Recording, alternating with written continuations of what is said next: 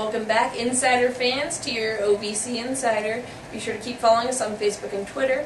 Patrick's out home sick with an atomic stomach flu, so it's just me this week. We're going to make it simple. Starting off, we have baseball news. As we just learned last week, Austin Peay was picked first in the preseason polls, and we had a little talk with some of our baseball coaches this week, and here's what Austin Peay's head coach had to say about the upcoming season. Well, we're excited about this year. As always, this is the best time of year. It's what you do, all the things that you do off the field for. This is the fun part. So I know our guys are looking forward to it. We obviously were picked first, and there's, a lot of talk about that in the media and that kind of thing. I hope that's how it ends up. I hope everybody's right. I also know that's not necessarily the case in most instances.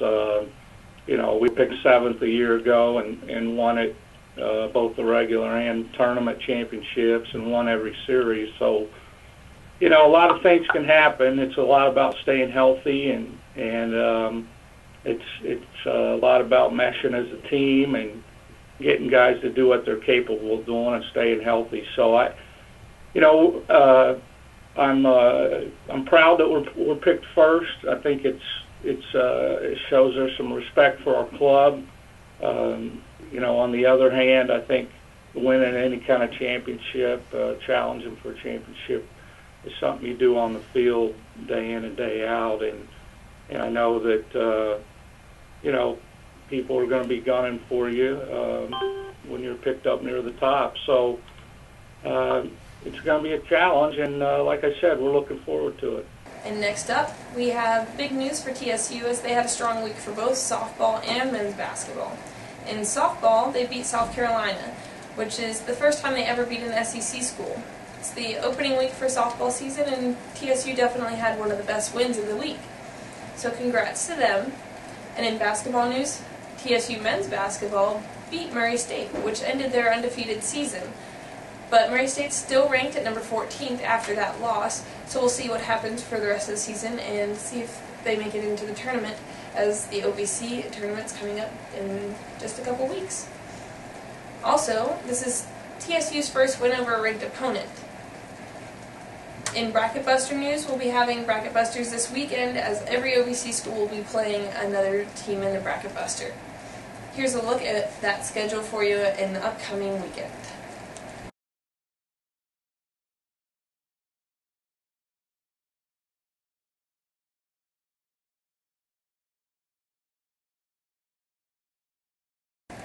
In Murray State's Bracket Buster game, we have big news, as they're going to be on ESPN. They're going to have a special guest in the house, so Dick Vitale will be there doing the commentary. We'll look forward to watching you this weekend. And in women's basketball news, UT Martin beat EIU, and that was a big win for them, because that makes both teams now 1 loss in conference play, so it'll be an interesting race to the end of the season to see who's going to end up winning. And in track and field news, we had a big week for EKU, as Sufjani Buchiki actually set 2 school records at the University of Washington over the weekend. Both of his times topped their respected events on the OVC best list, and Buchiki now holds the 13th fastest time in the nation in the 5,000 and the 18th fastest time in the 3,000. Also from EKU, Lydia Koski had a big weekend at the University of Washington, as she set a new school record in the 5,000 meter.